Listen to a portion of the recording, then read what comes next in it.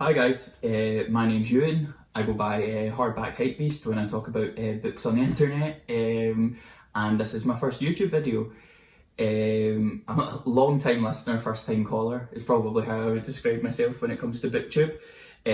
I've followed like the usual suspects on here for a really long time, and then towards the tail end of last year I set up an Instagram account, Hardback Hypebeast, to talk about books I was buying, books I was reading, books I was interested in, events I was going to do with books, and I've really been enjoying that. Obviously the sort of online book community is really friendly and welcoming, so I've made some good friends, had some great conversations about books, but even still I just felt like I didn't quite have the outlet that I wanted, that I'd been craving to kind of talk about books to the level that I want to talk about them.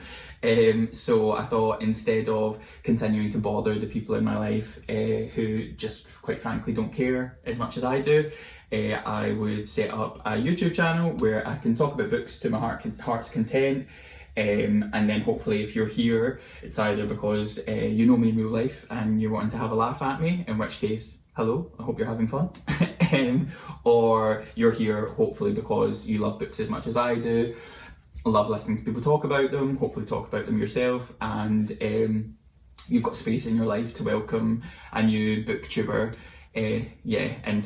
into your viewing habits, and maybe into your subscription box as well, who knows. So yeah, that's pretty much it. So yeah, I just figured I would give it a bash myself and become a booktuber maybe. We'll see how it goes. I've wanted to do it for a really long time, but I've always, truth be told, been a little bit scared, a little bit nervous about it, but I just decided that life's too short, do you know what I mean? You need to lean into who you are, and it's 2022, so here we are. For my first video, what I thought I was going to do was my top books of 2021, but now that we're nearly in March, I feel like that ship's kind of sailed. I thought that would be like a good way to kind of introduce myself and the kind of books that I'm interested in, what kind of reader I am, what resonates with me best. But yeah, I decided that actually, that ship sailed and it's better to focus on new books, or certainly books that are new to me. So I decided not to do that, but if you get bored of looking at me or listening to me during this video, then these are my top 10 books of 2021 here beside me, so feel free to have a look at them if I get boring, which is highly probable. So yeah, it goes from my top book number 1, which was True Crime Story by Joseph Knox, down to number 10, which was also fantastic as they're all my favourites, but that was Night Shift by Carreyrou. So yeah, check those out in the background and let me know your thoughts if you've read any of them. But instead of doing that, I decided I acquired quite a lot of books in February. So I had some vouchers left over from like Christmas time, so I bought quite a few books. And then I'm a magazine editor for my job, so that means that I'm lucky enough sometimes to be sent books for review or advanced copies just to look at for projects to do with work. So I was sent quite a few of those this month for upcoming titles that I thought people might be interested to hear about. And then I was also sent a book as a gift from a friend, which was lovely. So I've got 1, 2, 3, 4, 5, 6, 7, 8, 9, 10, 11, 12, 13, 14 books to talk about. So yeah, without further ado, I'll just run through them, why I picked them up, what I'm excited about them for. I mean, you know how this works, you know how a book haul goes. So yeah, so let's just get started. Wish me luck. I'm going to start with this one because it has the worst cover, arguably, but it's a very typical cover for a book of this type.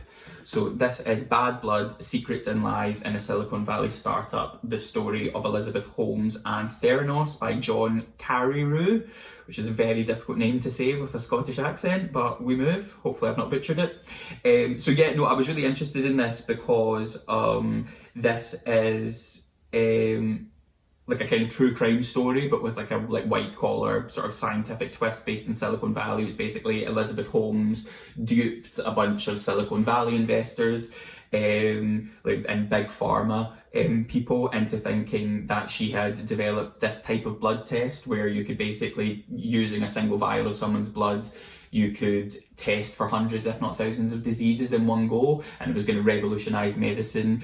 But then it transpired that she'd taken all of their money, and actually what she'd invented was little more than just a metal box, which is kind of iconic, to be honest. But yeah, I think she's in jail or in prison already, but yeah, no, it sounds really interesting. I was in Book Bar, which if you don't know Book Bar, it's an amazing bookshop in London, and Chrissy, the owner, I overheard her talking to another customer about this and saying that it kind of reads as a thriller and is like really fast to get through, but is like really just like exciting and interesting and sort of like fascinating how she kind of did what she did. And I think with like the Tinder swindler and all that, like people are really into like just people who like have like the like, in Glasgow we say brass neck, like the brass neck to just like lie so convincingly. It definitely could not be me. I go bright red if I lie. So yeah, no, I'm really excited to get to that. Ugly cover, but I've actually got one more book that's very similar to this in terms of like subject matter. It's another kind of like medical expose book, if you like. And I always think it's interesting. I think Jen Campbell, who's like a BookTube legend, like one of the OGs, if you like, she did a video not so long ago, or I mean it could have been ages ago, but I watched it not so long ago, just about like book covers and how publishers deliberately give similar types of books, similar types of covers, because they know that readers are visual buyers, and it just gives people like an idea of what to expect. So not my type of cover, but does the job for sure. So that's Bad Blood, Secrets and Lies in a Silicon Valley Startup by John Carreyrou. Yeah, I'm excited to get to this one, and we'll update in due course with what I think. What's next? So next I picked up the Unheard by Nicci French. Also not a huge fan of this cover, but generally speaking I'm not really a fan of a photograph cover. Obviously there's exceptions to that rule, but just as a rule of thumb, I don't love a cover with a photograph. I've been getting into Nicci French though, actually, funnily enough, because of Jen Campbell again. But I sometimes find that like if I'm reading like quite heavy hitting like literary fiction, like Hanya Yanagihara kind of vibes, I can find it quite difficult to like transition into another book of that type, because I'm kind of sitting with like the weight of the themes or whatever. It's like deep to me, if you like. So I find that like a fast-paced, like exciting thriller is quite good as like a palate cleanser, if you like, and Nicci French is brilliant for that. So yeah, it's a husband and wife writing duo, but they write under the name Nicci French, and I think they've got like 25 books. And all the ones that I've read have just done exactly what it says in the tin, just you can't go too far wrong. So this one, The Unheard, is, I think it's their latest one, as far as I'm aware. It must be, because it's in hardback.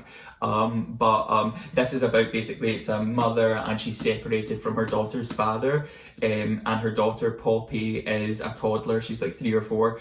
And her mother becomes, she basically sees like a drawing or a painting that her daughter has done.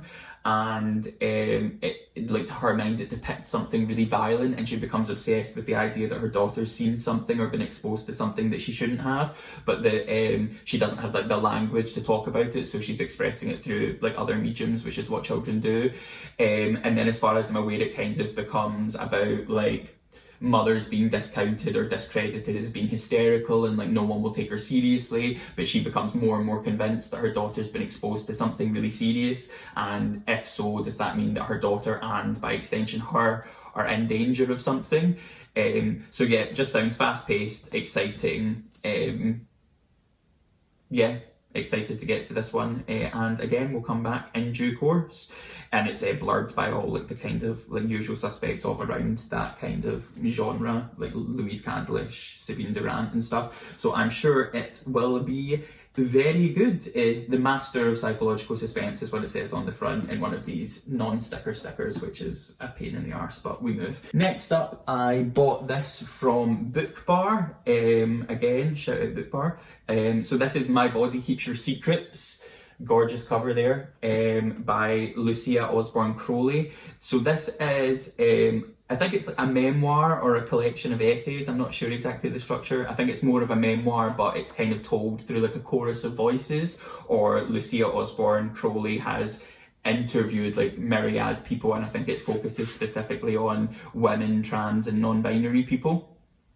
And basically it's a book about trauma, and in particular sexual trauma as far as I'm aware, and how like the intersection of trauma and shame can kind of impact people's ability to process what's happened to them.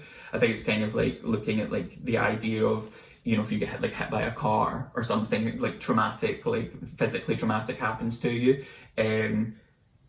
no one's going to judge you for that. Do you know what I mean? You're not going to feel any shame. But when it's sexual trauma, the victim is quite often in our society sadly made to feel like a lot of shame, or the blame is passed on to the victim a lot, which obviously we all know. And it's kind of like a meditation on that idea, and how, you know, when we live in a society that puts shame onto the victims of sexual assault, how it can hinder their ability to process the trauma. So I think this is meant to be really beautiful, to be honest. So it's called My Body Keeps Your Secrets, Dispatches on Shame and Reclamation, and it's blurbed by Sophie McIntosh, who I absolutely love as kind of like a young British like literary feminist voice. She did The Water Cure, which is fantastic, and also Blue Ticket, is it called? Or The Blue Ticket? No, just Blue Ticket is called. It's down there. I'm not just looking there for no reason. That's My Body Keeps Your Secrets by Lucia Osbourne-Crowley. I'm really excited to get to this one. What is next? Next, I picked up Mary Lawson's A Town Called Solace. So this was longlisted for the Man Booker Prize last year, but wasn't shortlisted. But funnily enough, last year's, I feel like a lot of people felt this way, but like last year's long list of Booker nominations, I wasn't like super excited about, but actually I've now read quite a few of them, and they've all been brilliant books. So it just goes to show you that, you know, like sometimes a blurb or a cover or whatnot just doesn't really,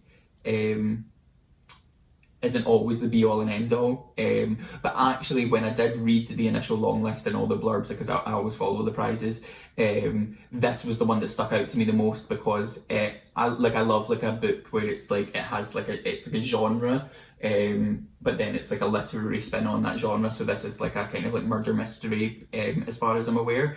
So it follows the lives. The main character is a little girl called Clara, and her older sister has gone missing, and I think she kind of becomes obsessed with the idea that this man who moves in next door is somehow responsible for it. It's giving me kind of like the vibes of A Crime in the Neighbourhood, which won the Women's Prize when it used to be called the Orange Prize years ago, which is good. And I think it's quite like a claustrophobic small town setting, and it's told from the perspective of the young girl, which I tend to quite like, because I think it's interesting to like read a book about really serious adult themes, but it's told from the perspective of a child, to kind of get that, like, you as the reader understand things that the child doesn't, which I always like.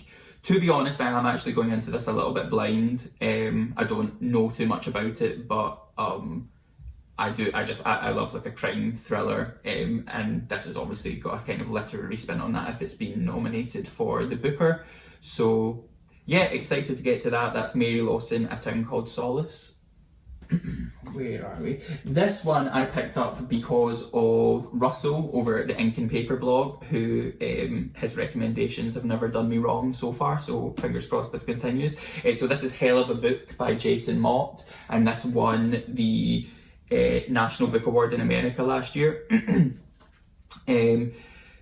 To be honest, I have absolutely no idea how to describe this book, because I've listened to people like Russell describe it, and I've read the blurb 3 or 4 times, and it sounds amazing, but I don't really know how to describe it. It sounds as if it's quite meta, and it might be that like the author is the character, but it's fiction.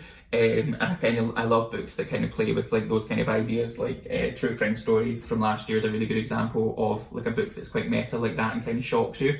But basically, I think the book it says in the blurb, this is a true story, this is a coming of age story, this is a sad story, this is a love story, this is a story unlike you've ever read, this is a hell of a book. And I think it's dealing with like themes of like race, particularly in America, police brutality, police violence, police murder, particularly against people of colour. So yeah, and I think it's kind of like this author is on book tour, but he keeps seeing this child as like a mirage or a vision, and the child reminds him of a child who's recently been murdered by the police. And yeah, like I say, I honestly don't know how to describe it. It sounds like really like weird and experimental, but I'm really excited to get to it, and obviously it's won the National Book Award, so it must be fantastic. So yeah, that is Hell of a Book by Jason Mott. Unfortunately, it's one of the situations where I think the American cover is better than the British cover, but we win some, we lose some on that front, don't we, guys? I feel like this might not be recording anymore, so I'm going to have to check. We'll do an edit. Okay, so was recording. I'm just paranoid, but yeah. Ta-da, I'm back. The next two books I picked up because of Simon over at Savage Reads, another BookTube icon. Yeah, I think these two, correct me if I'm wrong, Simon, but I think these might have been his top two books of last year, this one and the next one, or certainly they were both in his top 5. So this is This One Sky Day by Leone Ross, or Leon Ross, I'm not sure which, apologies. Absolutely gorgeous book, but personally I hate sprayed edges. I think they're tacky looking. You're tacky and I hate you. But that's just a personal preference. I know loads of people love them. This book's called Popisho, I think, in America, and I don't really know why they changed the name in the UK. I would be fascinated to find that out, actually. But this sounds really interesting because it's one of those books that's like it's not based in our world, but it's not based in a world that's so different from our world that it's like true fantasy. It's like my understanding of it.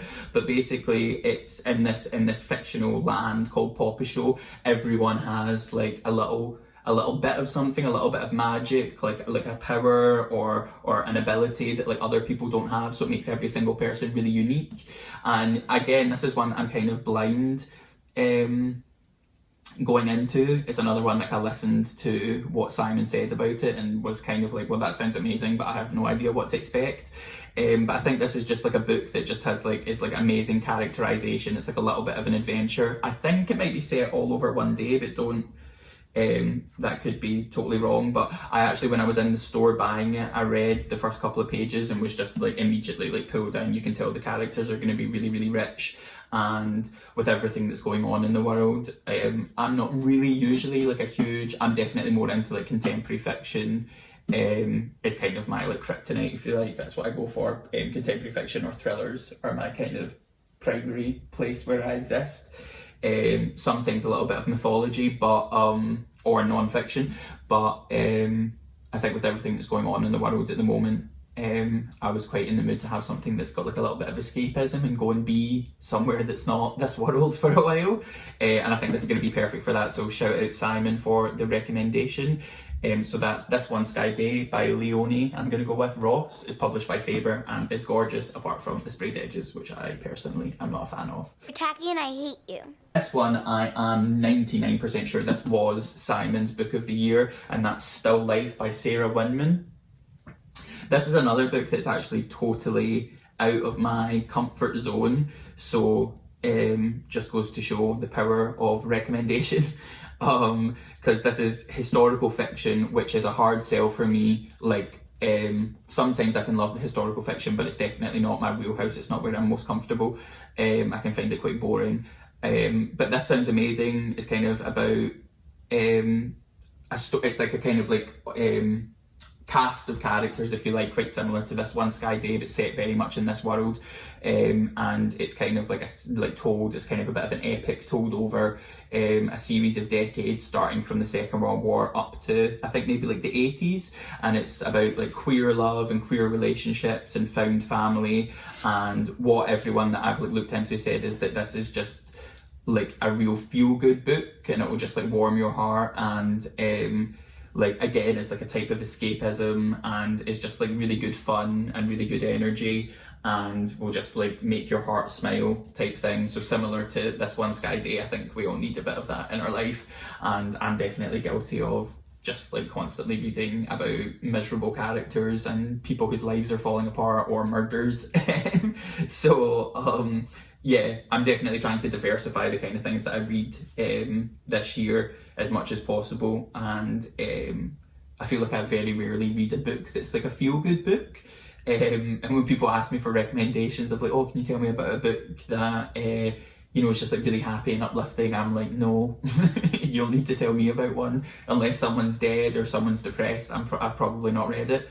Nah, that's not fair. But yeah, I'm definitely like an Tessa Moshfegh stan. So that's kind of like the level I'm at a lot of the time. So yeah, definitely keen to diversify out and read some more feel good things this year. So that's Sarah Winman, Still Life.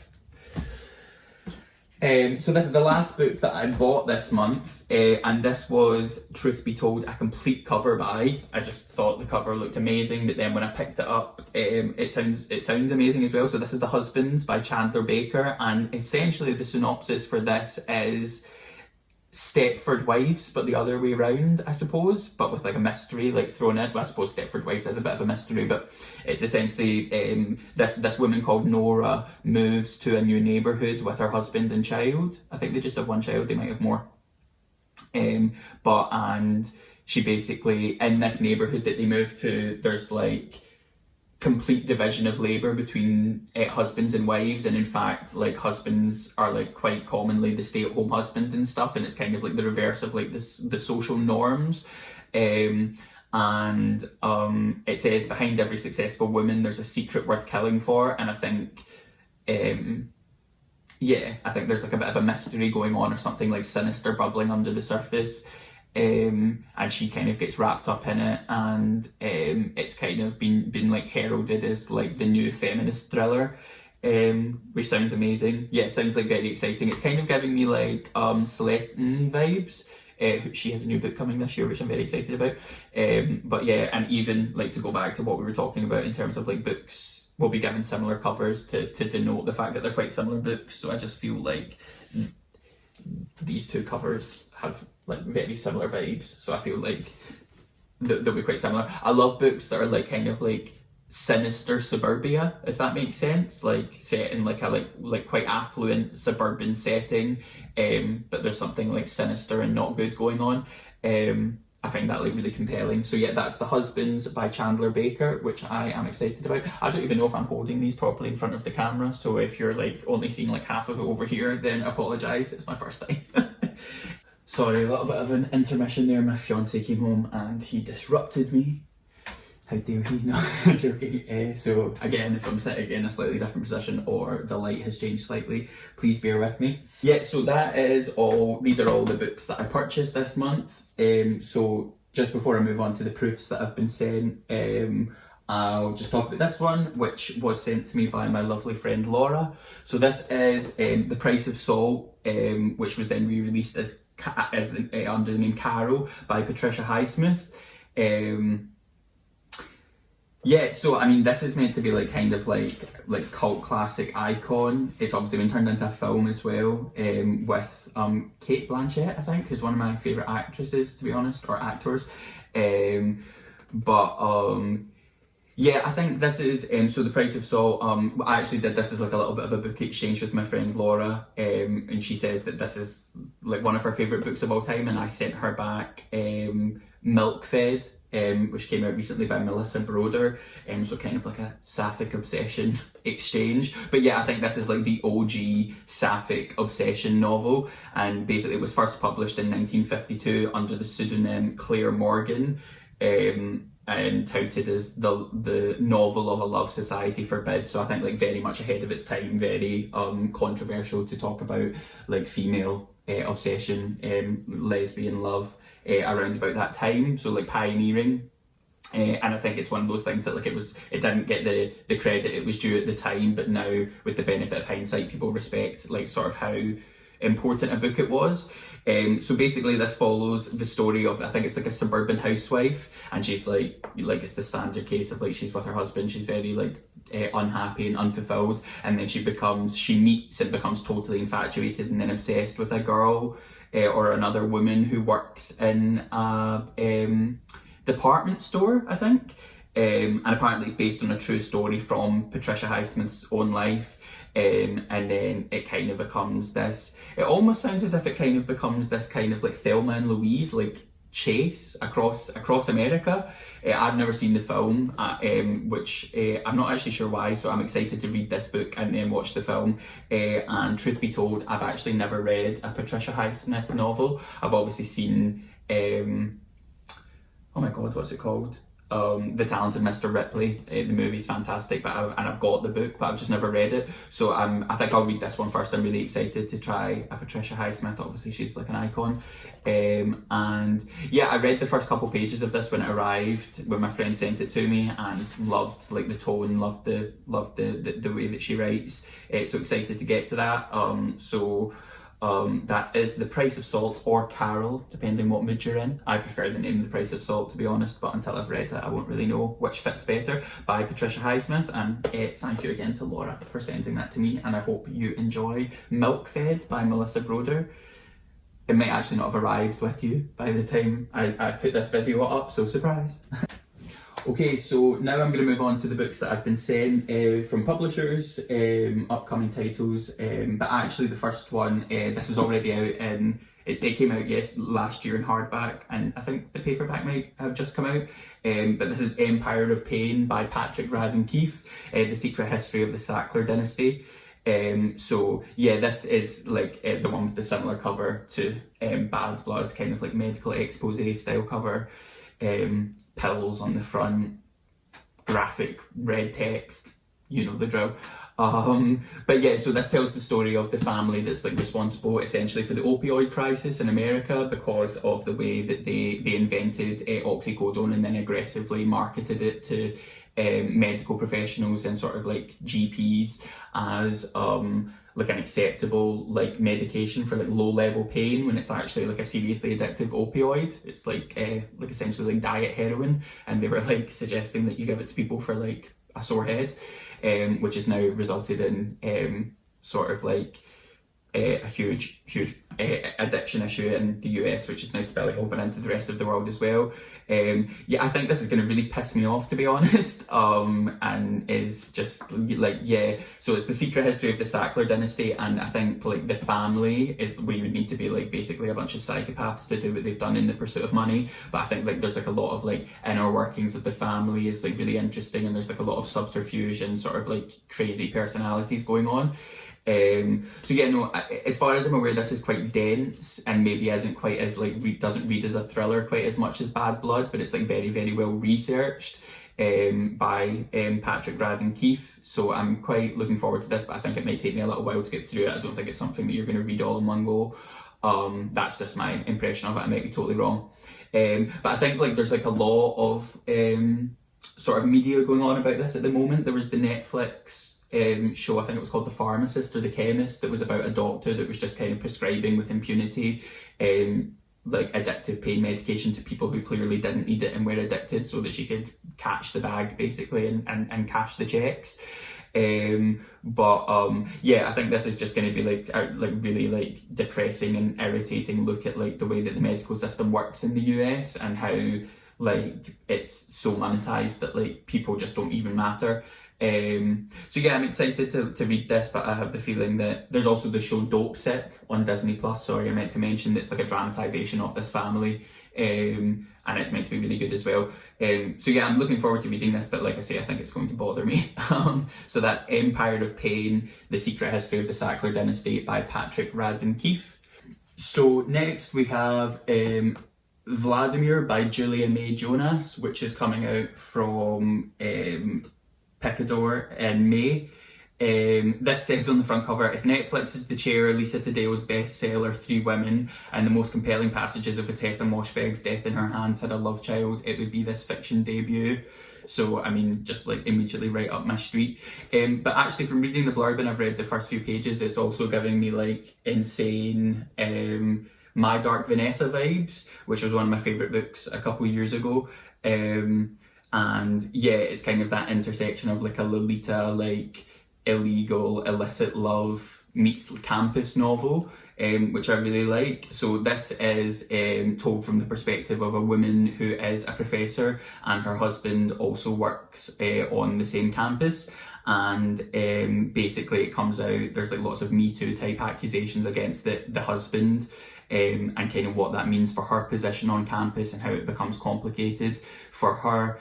And I think again it's going to be quite like a claustrophobic feeling, but then it also the narrator, the wife, is kind of like, as far as I'm aware, the couple, the husband who's been accused of like impropriety with the students, like they have an open relationship, so she kind of knows, and it's like, to what extent did she know, like whether these relationships were consensual or if he was like abusing or harassing people or whatnot. But then she also becomes obsessed with a character called Vladimir, and it's just, I think it's like about like obsessions and like what happens when like people like who are quite well to do, like what, like when they're put in under pressure and when it looks as if their world is kind of going to blow up. So yeah, no, I'm really excited about this. I think it's going to be amazing. Yeah, so that's Vladimir by Julia May Jonas, coming out from Picador in May. Whew.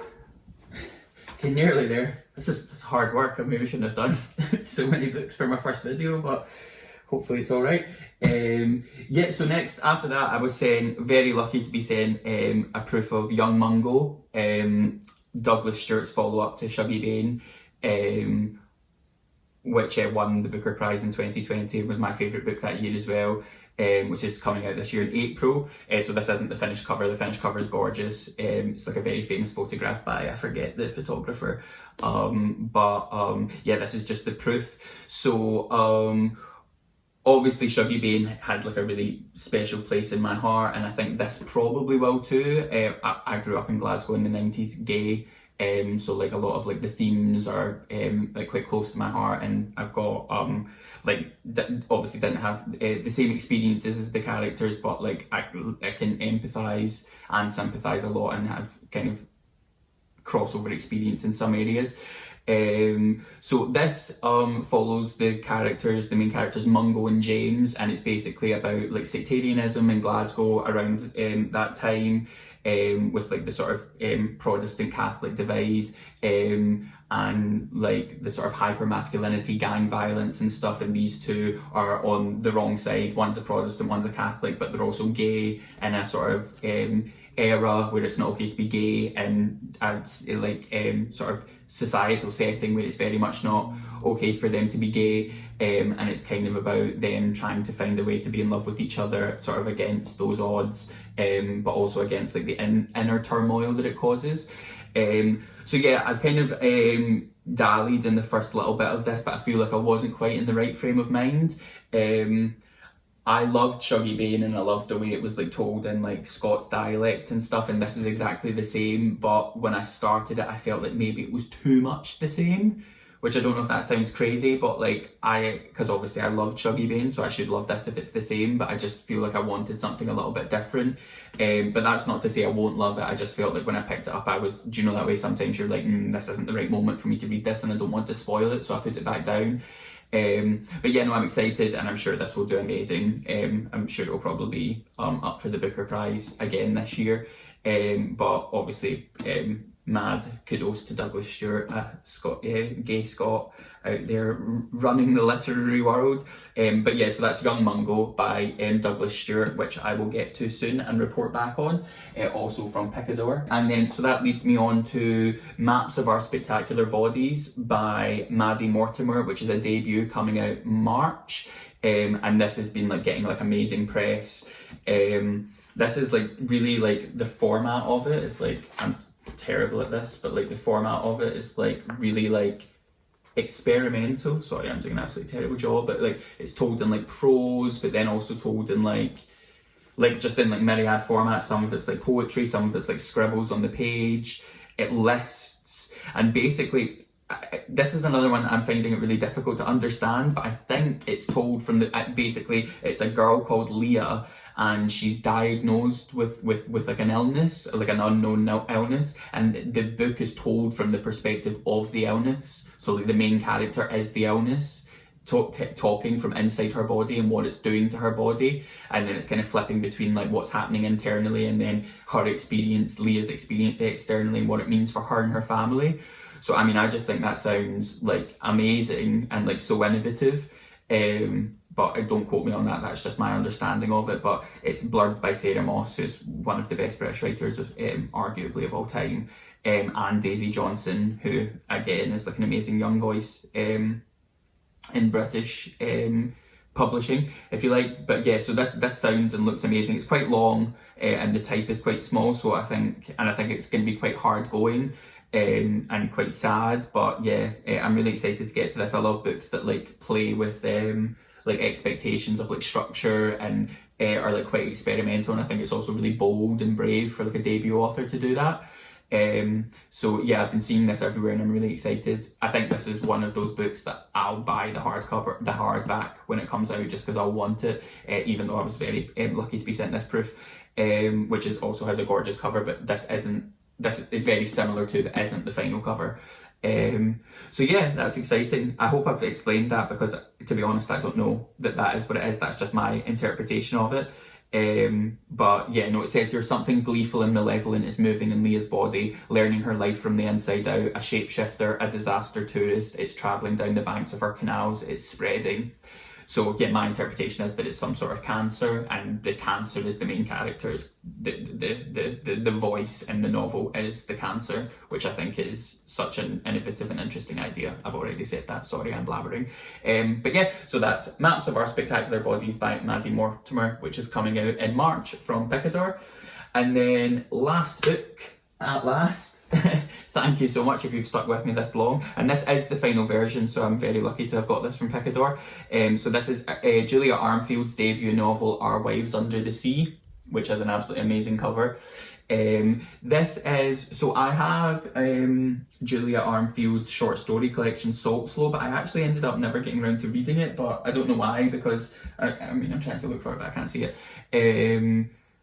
It sounds amazing, and I would really enjoy it, but this is her debut novel, and I don't really know too much about this one. It deals with a lesbian couple, and basically the lead character's wife is like a marine biologist, I think, or she does something where she works under the sea, and she goes missing after there's like a catastrophe, and then when she eventually appears, and she's discovered, and she comes back out of the ocean, but she's like changed in some way.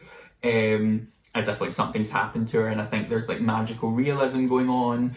There's like something kind of like insidious and evil that's come back out of the ocean with her, and it's kind of like the exploration of that. And it's giving me like the kind of vibes of like the idea of that you see sometimes in like stories where like getting someone back at what cost, like if the person like is just the mere presence of someone the same as it, is it worth it if they're not the same, if something about them has changed, and is it better to let them go? It says on the front, Sarah Waters says, a wonderful novel, deeply romantic and fabulously strange. It's also blurbed by Florence from Florence and the Machine. So yeah, no, I'm really excited to try this, and I've heard really good things, and the cover and all the colours in it are beautiful. So yeah, no, excited for this, and don't know too much about it, but just know that it intrigued me, so will definitely be excited to give that a go. So that's it, that's my February book haul. Thank you so much if you've stuck with me all this time. Lord knows how long this video is going to be. I know the standard thing is that I should probably pick all these up, but it seems like a recipe for disaster, but we'll give it a go. Here we go. So, oh god, it's like a game of Jenga. This is my February book haul. Really excited for loads of these, for all of these titles to be honest, but we'll keep you updated with the ones that I read. Like I say, thank you so much for sticking with me for my first video. Please feel free to like, comment, subscribe, all that good stuff. Comment down below if you've read any of these, or if you're excited to read any of them, and similarly if you've read any of these, I'd love to hear your thoughts and talk to you about them.